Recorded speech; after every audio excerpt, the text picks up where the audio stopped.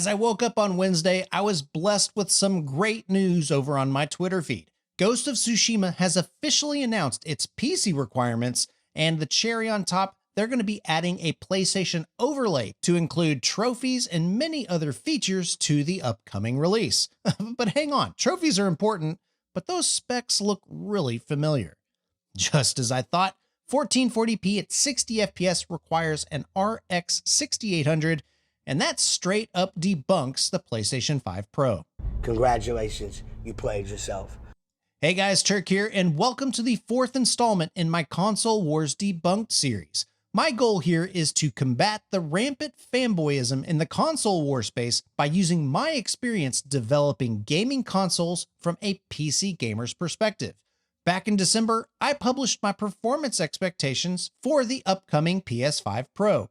With each passing leak and every Digital Foundry video, they continue to validate my expectations. I'm going to post the video up at the top right. It is literally the foundation for today's video. So hit pause, watch that video, then come back because we got to dig into this Ghost of Tsushima spec. With all signs pointing towards the mid-gen refresh coming later this year, this latest announcement from Ghost of Tsushima on PC confirms Sony is putting all of their cards on the table.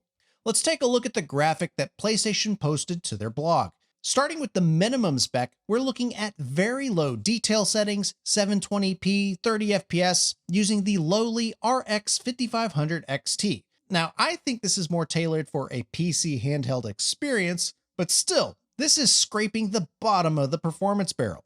Going up a step to recommended, Nixie's only bumps the experience up to 1080p at 60 FPS, which is somewhat outdated by most metrics this console generation. It requires a modest CPU upgrade to a 6-core Ryzen 3600, which is a good boost, while only needing a 5600 XT to power the performance target.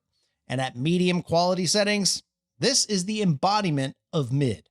Now, here's the kicker, the high PC specs. Here, gamers decide their fate. You can go 1440p at 60 FPS or native 4K at 30. That is a standard performance target for the PlayStation 5 and Xbox this generation. But there's a catch. This requires a Ryzen 5600 and an RX 6800 GPU. Putting that in context, I found the 5600X is measurably faster than a stock 3700X, and the 6800, it's a lower end top tier GPU. And unfortunately, that's the rub, at least according to the reports from Insider Gaming. The PlayStation 5 Pro is a few steps below this performance level. So hear me out. Does this first-party game from a first-party porting studio require even more horsepower than a rumored PlayStation 5 Pro enhanced console experience? To me, that just seals the deal on how unnecessary this mid-gen refresh is. I can already hear the console warriors feverishly typing in the comments section. You can't compare a PC specs to a console. Consoles are more optimized. They're running different settings, and it's using checkerboard. Fair enough. Let's take all of those comments and run with it. I want to dive deep into 3 games console and PC requirements, and then emphasize the point with 6 more popular PlayStation titles. Now, if you don't have the time to dig into the analysis with me, jump to the conclusion here, and I'm going to put a nice bow on top of it for you. But as a gamer, it's essential to understand how PC benchmarking reflects itself in these games and how it applies to any console in the market. Let's begin. So here's the game plan for the analysis. First, let's pick a game. I've gathered Digital Foundry's console equivalent settings and resolutions for 22 different games for both the PlayStation 5 and Xbox Series consoles. From that, I'll grab the PC hardware requirements and see how those match the same performance targets of the console. After that, I'll compare that to actual benchmark results from Hardware Unboxed and see if reality either lines up with the developer's goals or performance slaps us across the face. Armed with data, we can then bring it back home and compare between the console and the PC experience. First up, a cinematic masterpiece with Plague Tale Requiem. This game is a solid analog to the upcoming Hellblade 2 on the Xbox. Its focus on visual quality and storytelling demands a lot from the graphics department. According to Digital Foundry's analysis, the resolution mode runs at 1440p and the performance mode runs at 1080p, kind of similar to Hellblade 2. If we jump into the settings menu, Plague Tale runs medium settings across the board with ultra textures in quality mode, but with performance mode, there are some cuts to ambient occlusion, some missing animals, and lower texture quality. The cherry on top though in performance mode is it runs at 60 FPS, though with fewer, slower rats. If we shift over to the PC requirements, there's a bit of overlap here, but there's a vast gap between the two recommendations. The minimum requirement is 1080p at 30 FPS with the low quality preset. However, the developers recommend upgrading your experience to 1080p with ultra settings and a locked 60 FPS. On the CPU side, 6 Zen 2 cores are recommended, which both the Xbox and PlayStation 5 satisfy decently. However, for that recommended experience, they're saying you need at least a 3070 or a 6800 XT. Fortunately, we have this exact same hardware configuration with Hardware Unbox's benchmarks. Though they use a faster processor in their benchmarks, this game is entirely GPU limited. At 1080p, all cards under consideration today pass with flying colors. I frequently equate the Xbox Series X with the 6700 XT, and for the sake of argument in this video, I'll use that GPU to reference either console in the discussions. Check out my definitive PC build guide for a current generation console killer to get a more accurate parts list and to see some nuance to match the consoles. Regardless, current generation consoles are safely above 60 FPS, lining up with Digital Foundry's results. Stepping up to 1440p, current generation consoles are safely above the 30 FPS target. But the 1% lows here reflect that there are instances where we can't guarantee the solid 60 FPS. Let's also remember that the rats in this game hit the CPU hard, which can eat into the GPU performance by creating a bottleneck. 4K is the ultimate test here, and surprisingly, all the desktop GPUs here maintain a solid 30 FPS at native resolution. What does this mean for the PS5 Pro? I don't see the improvement if we expect that GPU solution to run similar to an RX 7700 XT. In performance mode, each of the consoles is already well above 60 FPS, as shown in DF's video, so either platform can comfortably run above that resolution. The 16% improvement from the Pro console wouldn't manifest as a dramatic improvement. Even at 1440p, the improvement is minor. A 12% improvement in frame rate won't translate to anything higher than what the current consoles can deliver. So at least with Plague Tale Requiem, the upgrade isn't worth the hassle. Now let's look at my go-to next generation title with Cyberpunk 2077. Consoles provide a couple of different graphics modes, but I'm focusing on the performance mode in this video. Consoles cheat a little bit with the display resolution of 1800p, and they use dynamic resolution between 1080p and 1440p to maintain a solid 60 FPS. With the Phantom Liberty expansion, the game settings run with a finely tuned mix of medium, high, and ultra. On the PC front, CD Projekt Red also suggests 1080p at 60 FPS for the general user. However, that comes with the high detail preset, which checks a lot of the boxes the console currently provides. However, the suggestion of Intel's 12700 or a 7800 X3D, it's a bit overkill for this setup, especially considering the RT minimum spec only suggests the 6-core Ryzen 5600. Now, it wouldn't be a next-gen game without steep GPU requirements. The recommended spec is pretty tame, requiring only a 2060 Super or better, but if you're going for ultra quality, you'll need at least an RTX 3080 to run it. Let's put this into perspective with actual benchmark data. Hardware Unbox's benchmarks are used in this game's recommended settings, which represents the console experience pretty well. 1080p aligns with expectations, and the 2060 Super hits the target just fine. As such, the 6700 XT and 7700 XT are sitting pretty, lining up with the Series X's increased DRS floor of 1152p. Running at the resolution ceiling of 1440p, the 6700 XT starts to fall short of the target, suggesting we'd already be running into dynamic resolution scaling. However, the 7700 XT is in a much better spot, about 43% faster than the supposed Xbox Series X.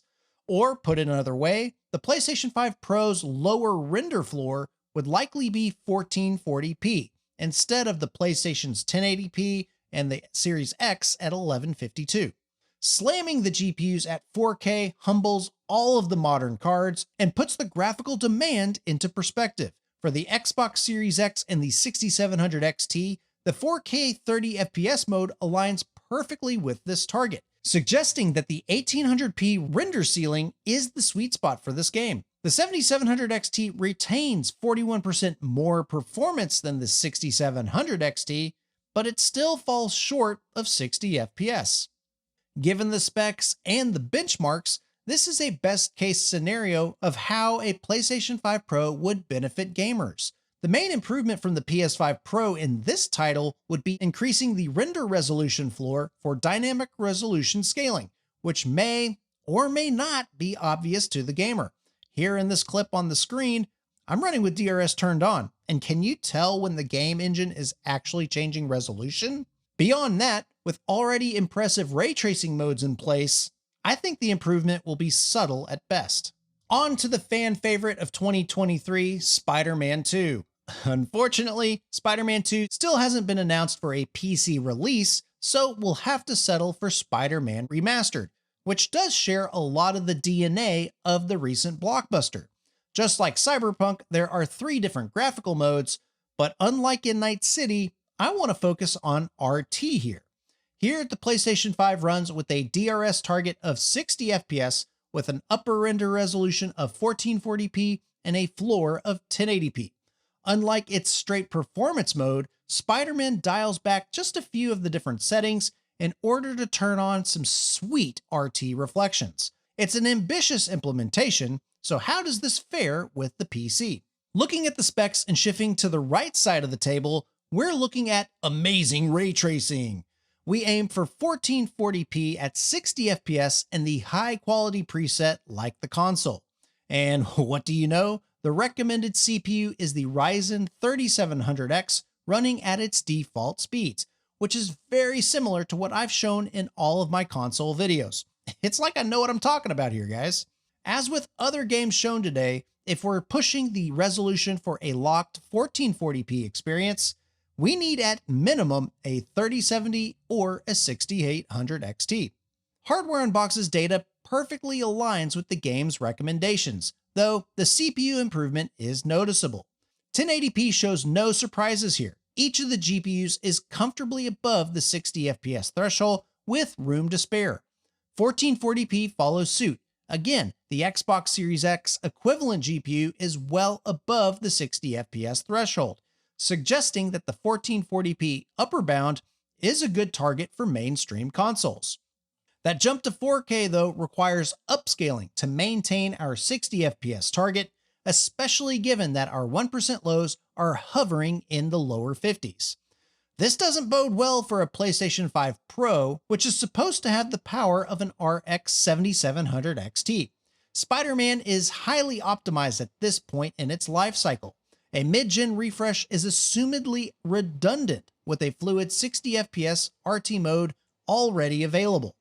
Even without RT, the 6700 XT or Xbox equivalent GPU, it's got enough power to run the game natively without upscaling. Adding 20% more frame rate with the 7700 XT equivalent PS5 Pro GPU, man, that's a mouthful, that's just not going to be noticeable to most people. Turning on the ray tracing, though, it does drop frame rate a smidge on the PS5 Pro. However, it can possibly still maintain dynamic resolutions between 1800p and native 4K in most situations. However, given the optimizations already in place, DRS to 1440p already looks really good. This makes the hardware upgrade slightly underwhelming. With these 3 games under our belt and we have a firm understanding of how a console and PC are meant to perform, we have some solid data points to begin painting a bigger picture. Judging by Hardware Unboxed's data, we can see how a worst case scenario would translate when looking at a console equivalent GPU. Using their rolled up 15 game average, let's see how the cards fall. Keep in mind, we can't directly correlate this data to a specific game's performance, but we can generalize how a console may or may not perform across a broader spectrum of games. At 1080p, the Xbox Series X equivalent 6700 XT breaks the 100 FPS barrier, making my math a bit easier going forward. Compared to the PS5 Pro's expected performance from the leaks, that GPU solution only appears to be 22% faster than the Xbox. The only main benefit here is for games that are using FSR2 in performance mode to get up to 120 FPS. Still, even those games are already running well enough on both the PlayStation 5 and the Xbox Series X. 1440p shows the limits of current generation consoles. However, this resolution is the sweet spot. The PS5 Pro maintains its 23% speed improvement, meaning higher base render resolutions are possible with the mid-gen refresh. Ultra HD or 4K, it just sucks the air out of our hopes of running a native 4K 60 FPS experience on average for the PS5 Pro. The lead from the Xbox and the PlayStation 5 has now increased to 27%. However, the result still suggests we will rely on resolution upscaling and dynamic resolutions to maintain our performance levels. Ultimately, all of this information reinforces what I posted back in December, and it validates the performance expectations of Tom Walton over at The Verge and Tom Henderson's original leak. Now that we have got a firm understanding of performance expectations and the overall performance hierarchy of some of these desktop GPUs, let's see where our PS5 Pro mid-gen refresh would land. Let's go cursed with Starfield. You can believe either faction of the console wars here, but as far as specs are concerned, how would a PS5 Pro handle Bethesda's latest IP? In my extensive testing at launch, I determined that for a console experience at 1440p and 30 FPS, you need at least a 6700 XT or a 3070. With a 6800 XT and a stronger processor, 1440p at 60 FPS is possible, thanks to the drastic improvement in GPU power and the boosted CPU clocks. Unfortunately for the PlayStation 5 Pro, the GPU power might only be able to barely achieve that. However, this game can be severely CPU limited, and if the PS5 Pro only sees a 200 MHz boost on the CPU clock, console gamers will remain in the 30 FPS camp. But to give the PS5 Pro some credit, I strongly see an argument for a 40 FPS performance mode on all the consoles. Couple that with FSR3 frame generation, man, that would just be something to see. Let's keep the Xbox games going multi-plat for now, and how about Forza Motorsport? Now, on PC, Forza Motorsport recommends a 6800 XT and a 5600X processor to run the game at a locked 1440p, 60 FPS, and high quality. Unfortunately for the PlayStation 5 Pro, it just doesn't have enough oomph for that locked experience. Horizon Forbidden West looks to be a good candidate if you are hoping for a PS5 Pro certified game. Though the game is highly optimized for PS5, Nixies has delivered an excellent PC port to the community. However, the PlayStation 5 Pro might barely get you there for a 1440p 60 FPS experience with the high quality settings if the leaks are to be believed. And 1440p is far from 4K, so upscaling will be 100% mandatory to maintain the frame rate and resolution.